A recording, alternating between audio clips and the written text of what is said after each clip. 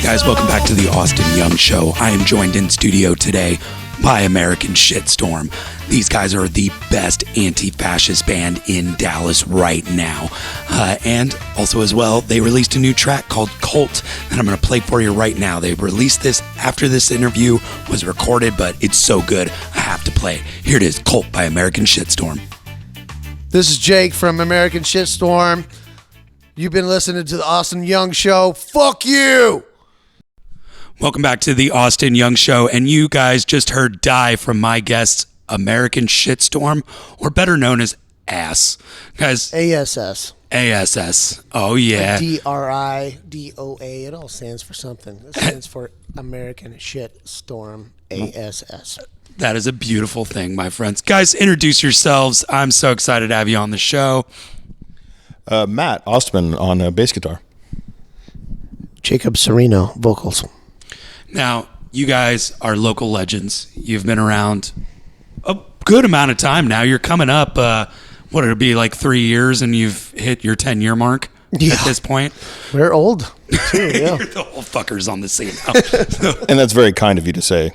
Wouldn't know if I use the word legends, but it's nice to be known. So it's one of those things, though. You guys have such an underground kind of cult following around the Metroplex, but you've had flirts with a lot of greatness. So I'm just going to get this out, just done right now. Faith No More. so what about that? That article? Definitely three members of the band. Love that band, but mainly from the diversity of their records. We've been compared to them in the press, and we would say that. But why? When you listen to a Faith No More record, you hear all kinds of different styles, and so that's why we would be called that. Is we definitely mix all kinds of different styles of punk, different kinds of styles of all kinds of weird shit, and we put it on a record so that none of our songs sound the same. It's completely fucking bizarre and off the wall, which helps the name American Shitstorm. Yeah. But for you guys, how would you describe the band? Before I say that, I'm going to apologize to Joaquin directly. Okay.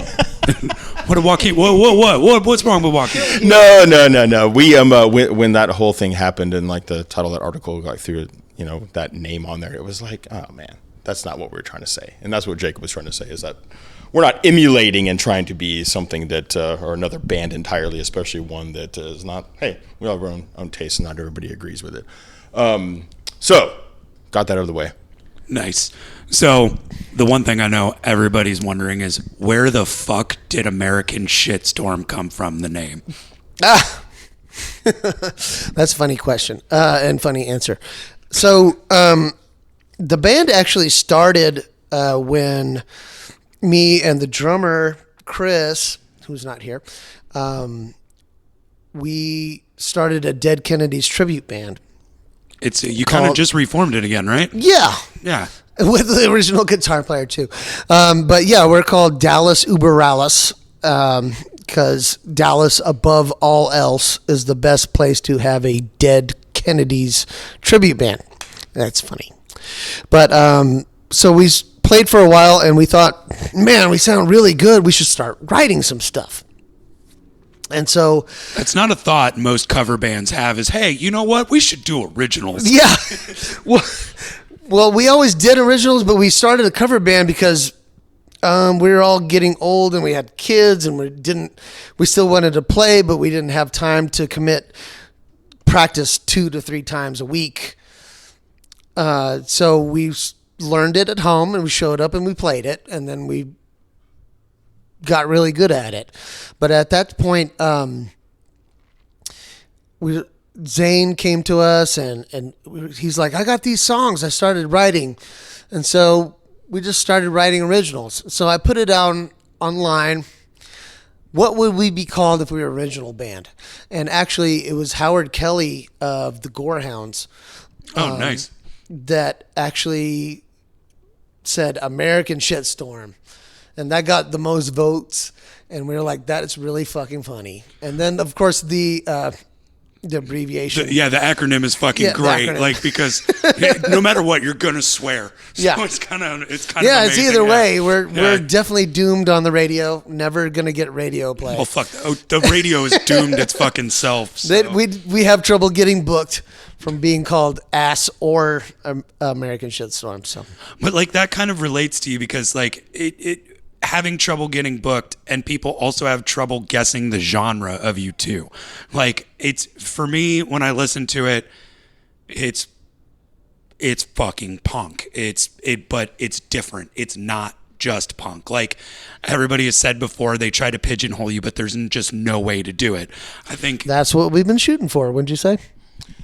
Yeah, for me, that's kind of like the biggest compliment that I could receive is saying that if we're different or unusual or not predictable is in the mix, then that's kind of exactly what I think that we're all looking for with that whole thing. The majority of like influences that we pull from are pretty far outside of punk. It's kind of like taking them and then converting them over, and we send them through the process, and this is what comes out on the other side. As a result of like listening to a bunch of different stuff. So like what would you say besides Faith No More? What would you say is your biggest influence? Well, I'm wearing a Damned shirt, and Matt is here wearing a Jesus Lizard shirt. That's a fucking rad shirt, by the way. Yeah, they're coming back. Yeah, I can't wait. Is it really? Yeah. No shit. All right, well, go pre-save that bitch. Everybody's super talented in the band. Each individual brings something different. But for me personally, my singers that I started singing when I was about 15, 16, and I got into Nirvana, Pearl Jam, all the wrong ways to learn how to sing. That's dating us age-wise, by the way. I know. I'm old. I just turned 47, by the way. You look fucking great, by the way. He was fishing for the compliment. Thank you so much. Yeah. I'm actually a vampire. But yeah, so then I got more into like once I heard David Bowie, and I went down that rabbit hole. So like my top 5, it's like Mike Patton, David Bowie, Peter Murphy, Jello Biafra, and all kinds of different screamers. Like I learned how to scream listening to fucking Hostile by Pantera. Okay. And I was like, I'm going to scream like that. So I just really let it out. And there's all kinds of different things. And I pretty much have been self-taught by listening to people I admire. And I try to work all those different styles into my vocals. Now, I'm going to ask a question for your guitar player Joaquin here a little bit. Yeah. But so if you guys can answer, where does like the metal influences off the Volume 3 come from? Like, because there are like the signature of the guitar and everything. There's a lot of like bar chords that you can tell. That might be our recording engineer because Joaquin does not like metal. Oh, really? Okay. No, that's. Joaquin does like metal. We've talked about this before, but I think, and I really hope I'm not going to ruin this trying to like answer it for Joaquin, but he's really focused on super clean sound. He does have, in my opinion, an extraordinary ability to just like pick out the craziest chords for when things. You mean clean sound, what do you mean by that? He doesn't generally go for something that is super heavy and distorted. Okay. I mean it, and his like layering and stuff, and his ability to create a large sound, just using what's available to him. And he does, use quite a bit of effects and things like that. But distortion is not really one that he's like immediately going to like go to, though he does implore it on, I guess we kind of sort of force that like a little bit, but we kind of meet in the middle. A great example, and I don't think it's going to be played, but if anybody knows this, they probably know the song. Like "What a Mess," I think is a really great example of what I'm talking about when it comes to like his sound. Of you listen to the verses, and it's not heavy crunching distortion of a riff. It's a little bit more, lack of better words, I think that song is a little bit more kind of Nirvana sounding. Right. Then it goes jazz. And then we have like this weird little jazz verse part that is super clean and super pretty, and it was intended to be kind of as pristine sounding as like possible. And so that's kind of his mix in the band, is like kind of finding that middle ground between like overly aggressive and distorted, but also like being able to hear what he is playing, because he does have a tasty selection of chords most of the time. What? And we actually, when we first met Joaquin, our tribute bands were playing together, and we were watching him warm up, going, God damn, that guy's good. And he was playing in a Rage Against the Machine tribute band. Womp womp. Yeah. And so they played right after Dallas Superalis, the Dead Kennedys. And so those kind of styles meshed. But we saw him and we were like, let's go talk to this guy. And you know what? He's been great. Because were you guys in the process of losing your guitar player to Yes. Noogie at that point? None. Yeah, by the way, shout out to Anthony Martinez, one of the nicest people on the face of the planet. He is fucking cool as shit. When, not to get too like out of left field on this, whenever we lost our original guitar player, Zane, who helped write and record the first album, Anthony was like at all of our shows, and he was super kind to us. And when that happened, we were like, hey, you want to play with us? He said yes. He graciously said absolutely. And he literally kind of kept us afloat for the time that he was in the band. And then, of course, the Noogie guys came along and asked him, and we're like, perfect. It was almost a perfect segue from the time that we found Joaquin. Joaquin and Anthony played with us like 2 shows together. Yeah. And then Anthony, went off onto Noogie and the Curtain Club. It was a Curtain Club show shortly before it closed down. It wasn't even open that much longer before it closed down. And then Joaquin kind of came in seamlessly, and I think Jacob was about to say something to this, that Joaquin's very trained, and he just remembers things and has a knack for being very on the spot, coming up with ideas. And that's kind of how things generally flow, is that me or Jacob will come in with an idea or ideas or set of riffs, and we run it through the filter of Chris and Joaquin, and then the song is usually written within that short amount of time. And it's helpful because we don't get to practice as much as we would like to, and so to be able to do things on the fly, write quickly, allows us to still be productive, even though we don't get together as much as we'd like to. Well, guys, we're coming up on time. We got to take a quick commercial break here real quick. Cool. This song is called Wait, but before we do, what is Wait about? Weight of the World. I wrote that song basically about how it's hard for me to focus and not feel empathy and compassion, and when all the things are going bad in the world. And some people, they can just ignore and just walk through life carefree, but I harbor the weight of the world in my soul. And that's the lyrics. Well, guys, and it's sad, but yeah, for those of you that look around and think you can't take it, that's a song for you. Well, guys, you heard it. This is about the weight of the world from the band Ass. We'll be right back. All right, guys, welcome back. That was Another Headache by Casual Relapse and Wait by American Shitstorm, also known as Ass. Still joined in studio with Matt and Jacob. Almost said Chris there for some reason. Yeah, Chris is the drummer. Yeah, we haven't talked about Chris yet. Yeah. How's Chris? Chris nice? Is great. Guy? He's raising his fam. Oh, good for him. There's not much to say about Chris. Chris is Chris. He's fine. No, that's not true. Not true at all. Especially considering how long we've known him. Yeah. I've been playing with Chris since 1996. Holy shit. Yeah. Like in the cover in bands? Different bands. Yeah. Okay. Yeah. From our first band called Grimm, which turned into Moonverse. That's an alternative rock kind of vibe there with an old guy from San Antonio. Please tell me there is some music floating Yes, around. you got to hear that. Moonverse. There's a record called Love Songs for Dead Girls. Oh my God, guys! We'll be right back. This is no, I'm just joking. No, we'll definitely post. There that is in the comments recordings below. of that, but even better, when we met Matt in 2003, four. Me and Chris and his cousin Jovan, we started a band called The Uncontrollable Urge, which is a little nod to Devo, but we did not sound like Devo at all. You have a Devo tattoo, which I is know. fucking awesome, by the way. I'm a but big fan of Devo. whip it.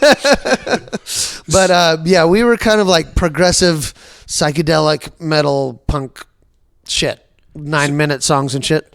You guys have It was you've been weird. around the scene for so long Yeah. now, and like, how has it changed? Like, because you've been there from the start. Like, you were there during the like Compagna Spectre 45 days. Yeah. To the, like R.I.P. everything like that. Like, how in your mind has the scene improved? Gone down? Is it healthy? Oh, Is it man. is it in a pandemic of its own? Where are we in the state of punk in Dallas? Gosh. Okay, so that was the whole thing, too. So I moved to Dallas in 2000, and then shortly after Coming up on your started. 25th anniversary here, buddy. Yeah, I know. Started the band, The Uncontrollable Urge, after seeing the music scene was so cool. And I told Chris and Jovan, you got to move up here, guys, from San Antonio. Come up here. We're going to start a new thing. And then the music scene like tanked after everybody we started playing gigs. There were shootings and stabbings and all kinds of weird things. And we started playing to empty clubs when I first started, I was like, this music scene is badass. And so that it was obviously better than San Antonio. But fast forward, we had No disrespect to San Antonio. it's better now. Yeah. It was not good at the time. I love you, young Costello. Keep doing what you're doing. San Antonio is on the rise. It's badass now. But so we played till about what? 06? 07. Broke up. I had kids. Blah, blah, blah. Everything fizzled off. They started a cool project called Pelican Skeleton. That's online too. I think I've heard of that. Yeah, that was The Uncontrollable Urge, which is also on YouTube. You can hear that too. Did you guys get play on KNON back in the day? Oh, on that probably. one? Yeah, Yeah. I think so. And definitely Pelican Skeleton because it was basically me, the band without me. Okay. They all lived together and they just, I was having trouble and they started an instrumental project, which is really fucking awesome. Fast forward till nobody's playing together, and we start the Dead Kennedys tribute, me and Chris, just because somebody's like, hey, you sound like Jello Biafra. I was like, let me really try to sound like Jello Biafra, and I really nailed it. So we started that, and then, of course, American Shitstorm was born after that, But about 2 years later. So, like, wrapping back to the question, though, of, like, how would you rate the scene now? Like, would you say it's healthy? Would you say it's... Yeah, considering that, we've seen the roller coaster that has been Deep Ellum, starting in the early 2000s, being in a band, till now, you can kind of say that Deep Ellum's kind of like, in one way, changed for the worse because of all of the fancy schmancy places that, have moved in. We call it gentrification. Okay, we can use that word, gentrification. And then, but on the other hand, it is more akin to the Deep Ellum that I remember when in the late 90s through the early 2000s, growing up and coming down here to see shows at the original Bomb Factory and the original Deep Ellum Live. And before Trees shut down for that long period of time and Dada and everything. That was like... That was a dark age and it was a dark and that's the thing is like, mid 2000s, it was a... Turner wasn't punching Kurt It was Cobain. yeah, exactly. Yes. It wasn't that nuts. And it was kind of like fucking nuts, like how quickly it, went into nothing for the longest time. But so, yeah, specifically, I would say that no, I don't think that is...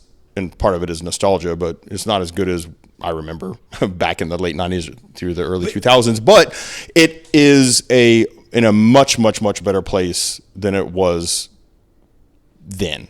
In terms of the mid-2000s. Are you talking about the music scene, or are you talking about Deep Ellum? The music scene. The music scene? Yeah, definitely. Because I feel like punk, when I first got here, and I got here in 2011, and I feel like punk was almost dead. It was right after the whole Spectre thing happened. Yeah. There was like the scene almost seemed to like dissolve. Absolutely. And I was a ska nerd coming into Dallas, and there was barely a scene besides fucking John's band having a total blank. But now Madeline. I don't know the other what were they called? Hey, Veronica. ska bands. Ska band. What was the big one? Mr. Kingpin's first band. Rude King. Yeah, there was like Rude King and all that shit happening. I don't know why I didn't think of that. But like now it seems like punk has had a full-on rebirth in the scene, and we seem like I would say so too. And I would think that actually that kind of really started with the opening of Three Links. It did. Once LaGrange shut and it became Three Links. Right. Yeah. Definitely became the HQ. That's what we call it for punk rock. Gosh, and then the scene really boomed. There was more bands popping up, but now I think there's definitely more of just a handful of us left that are still doing the punk rock. Guard, yeah. Yeah, the old guard. There's definitely old guard in other bands now.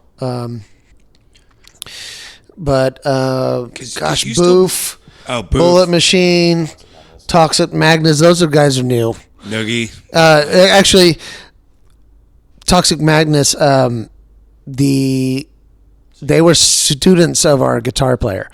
Oh, no shit. A School of Rock thing? Yeah. And they loved us, so then they started a band. Man, they're such good kids. I love those guys so much. Really DJ. Shout out to those guys because, they're super. DJ has always just been so kind and very open to saying, hey, you guys were kind of like a big influence of ours, and it's part of the reason why we do stuff. And it's like, that's incredible to hear. It does mean a lot. And they are fantastic. They really are really good musicians, and they're good kids. Well, and like you, they have a stage presence that's crazy, and that's going to lead me into my next kind of thing is y'all's stage show is fucking amazing. Like if you haven't been to an American Shitstorm show, it's a fucking vibe. Thank you. That's like second best compliment we can get is that. Like y'all have, it's the first like kind of hardcore show that I've been to where there's like beach balls flying around and like you gotta watch out. And it's you might get punched in the face or you might get hugged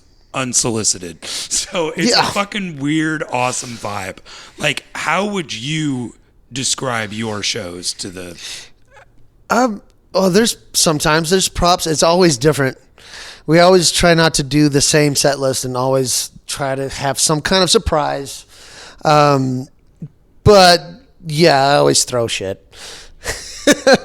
You basically make it like a punk rock Aquabat show. Yeah. It's like we gotta have fun. Yeah. So that came from I've always believed, and I don't know who told me this, but when you go on a show, I don't want to see you standing there. Your music has to be badass for me to sit there and watch you stand still. I want to be entertained.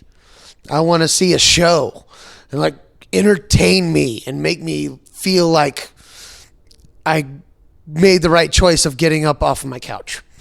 And you do that because like you kind of, I don't want to call it a uniform, but you've almost got like your battle jacket is kind of a signature, like with the whole American flag on the back. And it's all American bands on there too. Oh, is it? I didn't never notice that. Actually, that's kind of rad. Yeah, we're going balls deep in America. How isolationist of you. Yeah, I know. We only cover American bands as well. Oh, nice. Yeah, that is a fun fact. Is we're not allowed to cover anything that's we made an exception for Scott at his birthday party at we Link's did one Cox time. Bar. Yeah, we did Cox Bar. That was a wild fucking show. And Was that that was the a one wild with it was like Noogie, Riverboat Gamblers? Yes, yeah. That was a Riverboat rad Gamblers, fucking yeah, show, it was. man. That was a lot of fun. There was a lot of people that showed up. That was cool. But to attest, I got a full disclosure in regard to the stage antics and the props and things like that. Like there have been guys, NDA. more than one time that I've been like, we're fucking blowing up balloons again. and are we really like gonna throw streamers out in the fucking crowd again? Yeah. But every time it works and people enjoy the interaction. Even if it's like I stopped by the dollar store, got some balloons and some streamers, but then it goes up to I would love to see your tax form. It's like, yes, why did you write off so many streamers? Yeah, what's going on here? Favorite instance so far, and this is like to me part of Jacob's like brilliant mind and mischievous mind and genius mind is that last summer. Was it the Rub and Chug show at Rubber Gloves? Oh yeah, that was and it was 110 degrees. Last summer was brutal, right? It was 110 Why do they degrees. always do that in the middle of fucking summer? It's all concrete. Like, can I say, why does Texas keep throwing shows in the height of fucking August outside? Yeah, but then December it's beautiful and nothing. It's like the test our metal or something like that. It's like a rite of passage. But we got moved from the inside to the outside, and we were like, "Fuck! Like this is bad. Like we're gonna, hopefully nobody dies."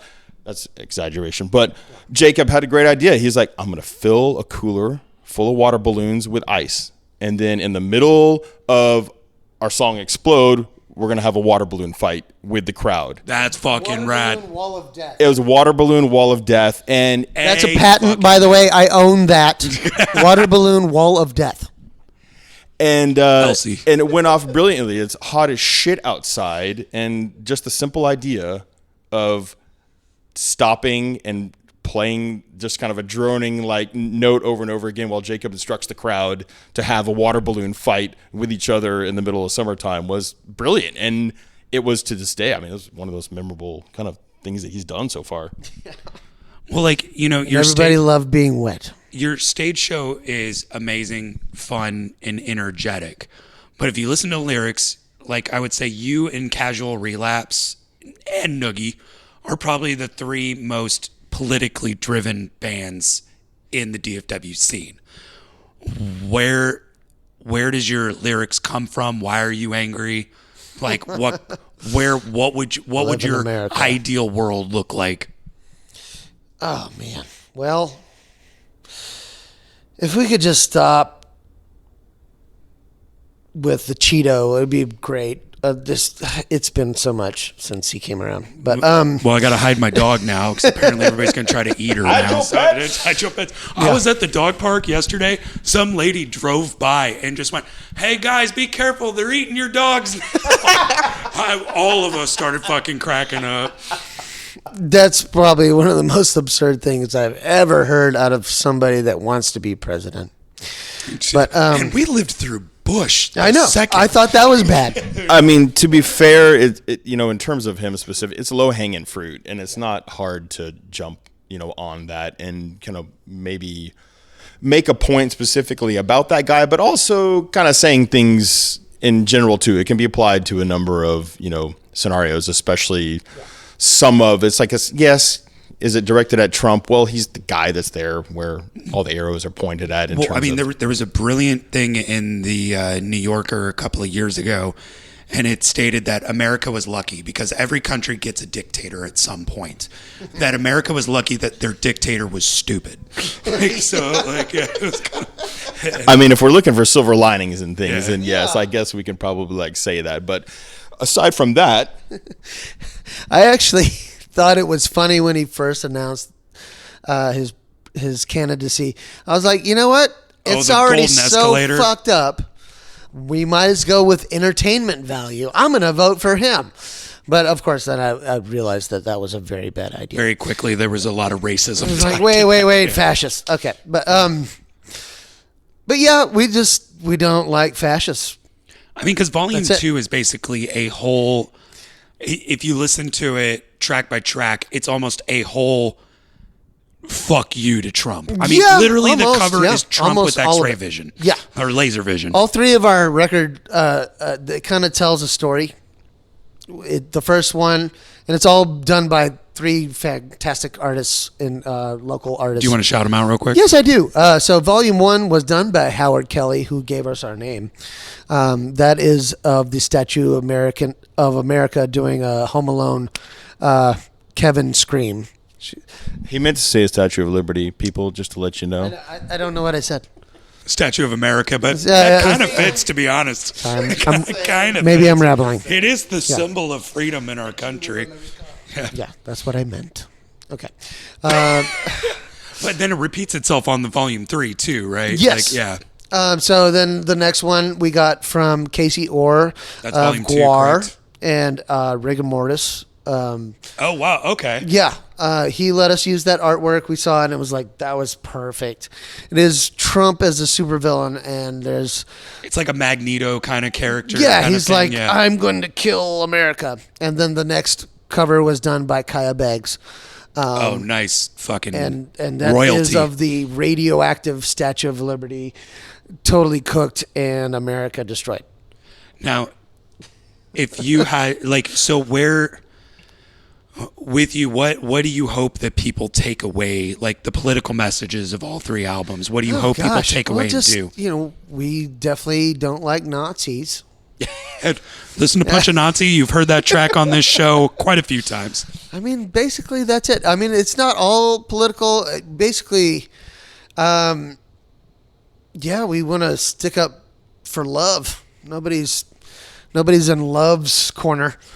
And, you know, it like, again, going back to the kind of low-hanging fruit thing, not to say that we're like it's a cop-out, but, I mean, it's just kind of pointing out the absurdity of, like, what's going on. And, you know, you kind of have to, like, take all this stuff and say, we have to, like, point out how just absolutely ridiculous and, like, you know, fucked up some of this stuff is. And it's not some sort of, like, message in terms of, you know, really trying to think that we're swaying people's minds, so to speak, but it's more of a just pointing out the just absolute kind of insanity that's like going on and having a good time with it. I mean, and I'm going to say this right now because Joaquin doesn't want me to say this, but it's very a la Dead Kennedys. Yeah. You know, making this total satire, you know, of this sarcasm. otherwise really important situation. But what else do you do? It's almost kind of like what Subhumans did with like Mickey Mouse is Dead and like all that kind of stuff. Absolutely.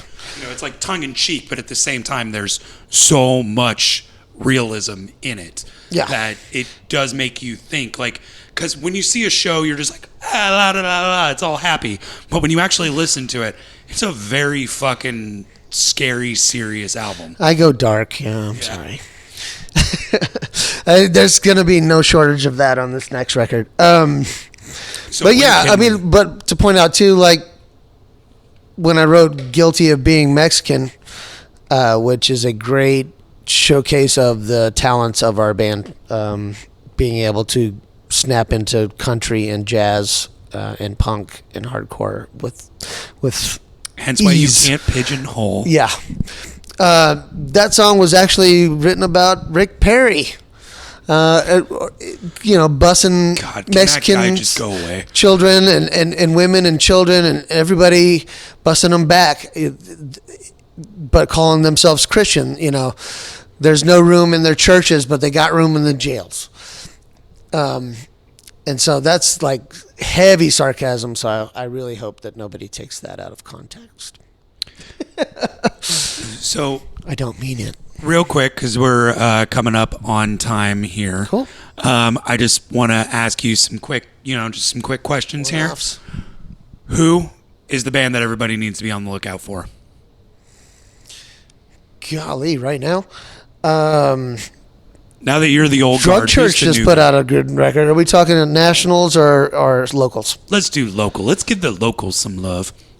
Well, always Noogie's about to put out a new record, but They I put would out two say singles that were great. I would say us with this new record. This is going to be a good record. Yeah, when we get into the studio. Yeah. So maybe next year. Next year sometime.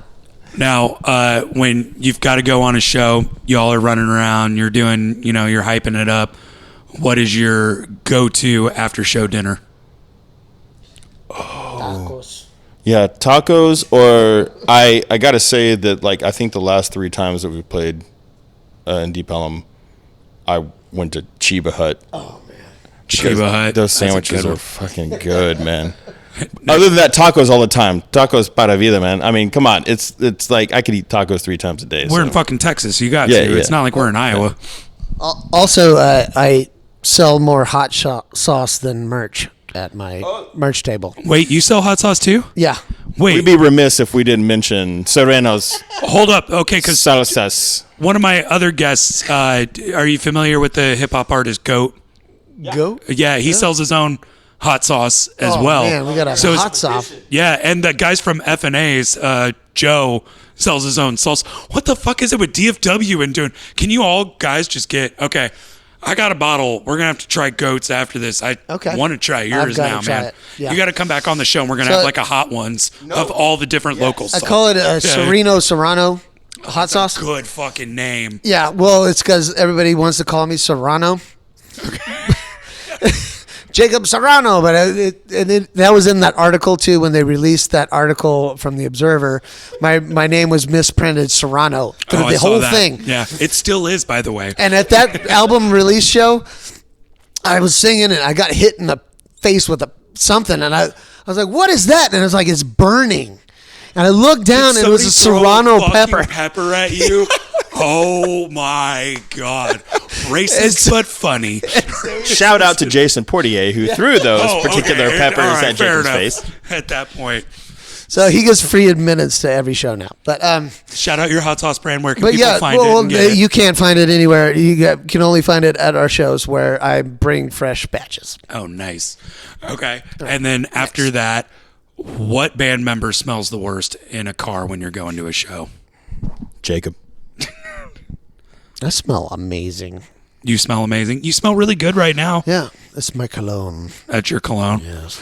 All right, guys. But definitely Chris, because he sweats a lot. Chris sweats a lot. Like He can't by the- defend himself. By the way, So- has anybody pointed out to you that he looks like Matt here looks like Chris Pontius from Wild Boys? Dude, I've been told that so many times. So you're like the 10th person that has told me that. Well, now I'm the first one to do it on air, Yeah. so we're gonna go. I mean, I'll take that as a compliment because I mean, he's a handsome looking dude, right? He is a very handsome looking dude. It's like next album called Wild Boys. Here Fuck we yeah! go. Oh, yeah.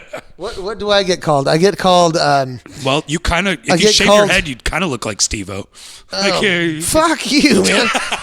That's a jerky thing to say. Is there enough time to tell? I gotta bug my ass. Oh yeah, there's totally enough time. So, so I get told that I look like Elon Musk. And I'm like, But not a douche. Fuck you. I am a more handsome, more poor Elon Musk. But have you seen Yeah. Steve-O since he's gotten sober? He's actually like a really good looking dude now. It's kind of like And then what else? They said Joaquin calls me M. Night Shyamalan or something. M. Night from, what is that band? Hail to the King. What does they say? fuck. Avenged Sevenfold. That's it. Yeah. Yeah, he calls me that. He thinks he's funny, and I've never seen that person. The So. Vanian story. Oh, yeah. Tell it. Okay, so I am wearing a damn shirt. A quick version. Yeah.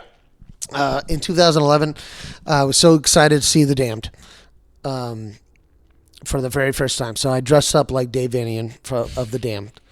And with the makeup and everything, and I had a cape, definitely could pull him off. He looks like my father. And so they were having a signing, and I didn't know that. So I showed up, and I was like third in line, and you have to turn the corner to see the band. And so they bring the band out, and there's no Dave. It has a Post-it note on his chair in the middle that says, "I don't care, Dave Vanian."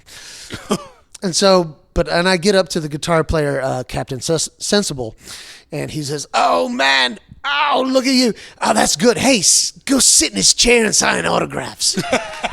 And I was like, "What?" He's like, "Yeah, just hop the table, man." And I was like, "Okay." So I'm sitting in the middle of the Damned. I signed like 350 fake autographs. Only like real fans are like, that's not Dave Van. But then the band is cracking up. They can't believe it. They're like, well, this is so funny. And they're just like, just sign DV. You'll be okay. Like, okay. And so they take the band away and they whisk them away in a golf cart, and I'm still there, and people are still coming up. I was like, I gotta get out of here. And so I go to the side of the stage where they're playing, and the drummer Pinch is. He's like, oh, there you are. Come here, and he gives me his artist pass at Fun Fest in Austin, and we go backstage, and I get my people back there, and we're sitting in the damn trailer drinking all their free booze and free water, and people backstage, like the keyboard player of Murder City Devils is like, oh, we're so happy to be playing with you guys. And I'm like, oh my God, I'm not him. So basically, Jacob was a member of the Damned for a split second. For an afternoon. You realize this is what I'm clipping the audio and putting to the video for the reel. Exactly. And so then they bring Dave and they kick us out, and we get to watch the Damned from the side of the stage. Fuck yeah. And then they're like, there you are. And then they shove me and Dave in a room with the cameraman at the end. And I had been drinking all their free booze. Oh, yeah. So I was a little drunk and nervous, so I reached for water. And it's just me and Dave and the cameraman. And he goes, oh, no, man. And I was like, oh, shit, I pissed him off. He goes, you can't be a Vannian if you're drinking that garbage. And he pulls out a flask from his back pocket, and he pours us both a shot of whiskey, and we cheers it. I get the real Dave Vannian autograph. Oh, nice. No one else did that night. and then all of this is being filmed for a documentary, Don't You Wish That We Were Dead, the Damned documentary. And that's on... You can watch it on... You're in that? I am in that movie. Oh, fuck yeah. That is awesome. That's the money shot to the story, is that he ends up on the documentary for this fucking... Because he's with dressed Dave. up. With Dave. It cracks me up every time I hear that fucking story, because I'm like, how is this even real life? How do you You're not, living the simulation. If you guys ever just need filler in a set, just tell that story. It's just... I love telling the stories. It was one of the greatest moments of my life. Going on that, this and the I last... got to watch it at Texas Theater for the first time, because I saw myself in the trailer. I was like, "Oh my God, I'm in the movie!" You're I got in the to trailer. That's see even more myself impressive. on the big screen at Texas Theater. Oh man, here in Texas, where they caught Jack Ruby. I don't know. Or Lee Harvey. Yeah, Lee Harvey. Yeah, Jack Ruby's theater where they caught Lee Harvey. Excuse me. That's crazy. I was just there. I saw Beetlejuice there, which, by the way, sequel holds up. It's really good. Beetlejuice. Yeah, it's great. Last question for y'all. Okay. All right. Ask this to everybody. A 15-year-old at your show walks up to you and goes, I want to be American Shitstorm. What's the advice you give them? Or her? Oh, man. Practice and don't.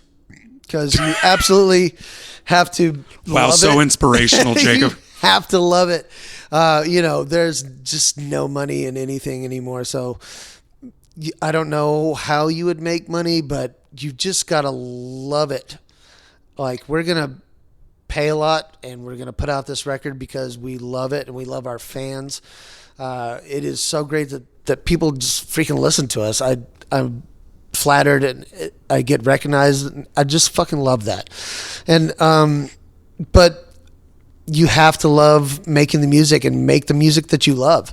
I think American Shitstorm is a labor of love. We know that we're never going to be making it on the radio, and we just put out the music that we feel that we like.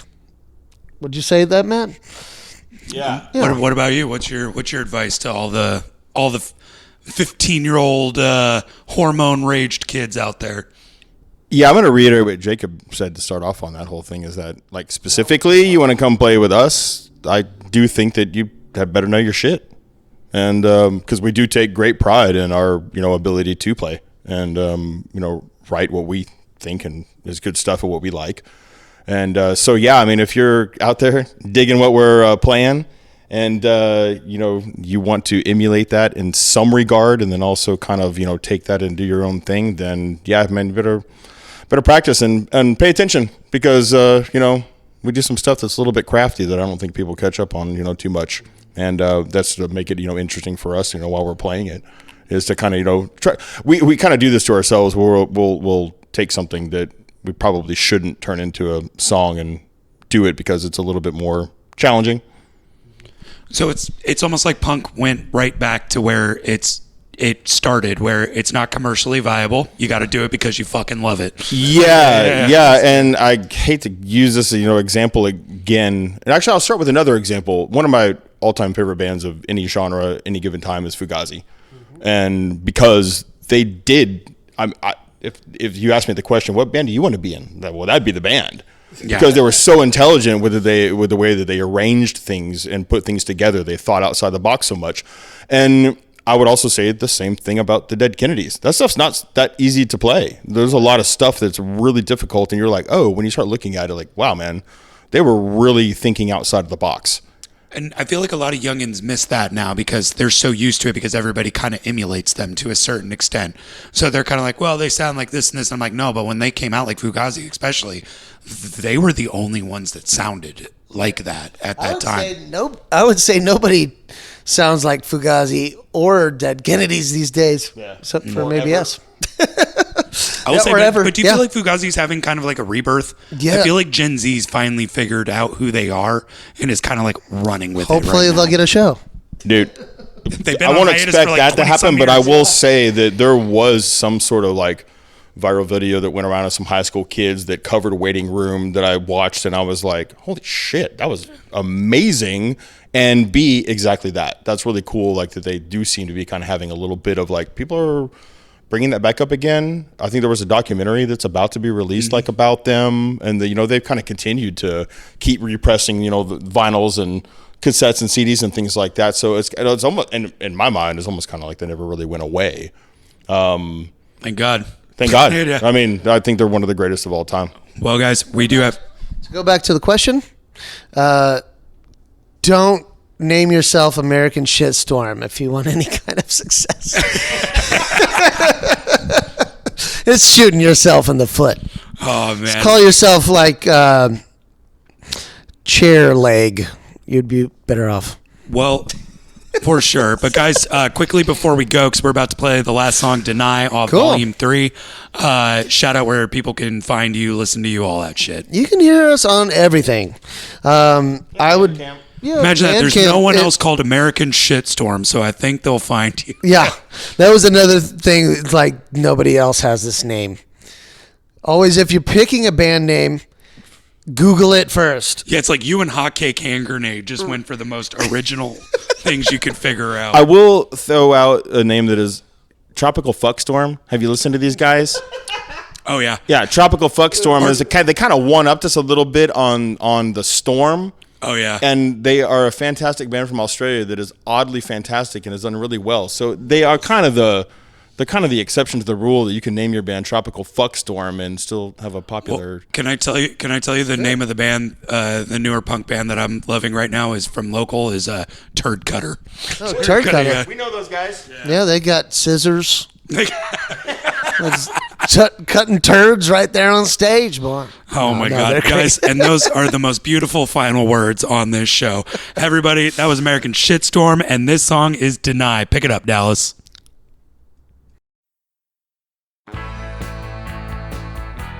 Well, you did it. You stuck around till the bitter end. If you want to hear more of my beautiful, sexy voice, then go to theaustinyoungshow.com. There you can find links to my social media where you can follow me, write reviews, all that kind of bullshit. Also, wherever you're listening to your podcast, there's a description.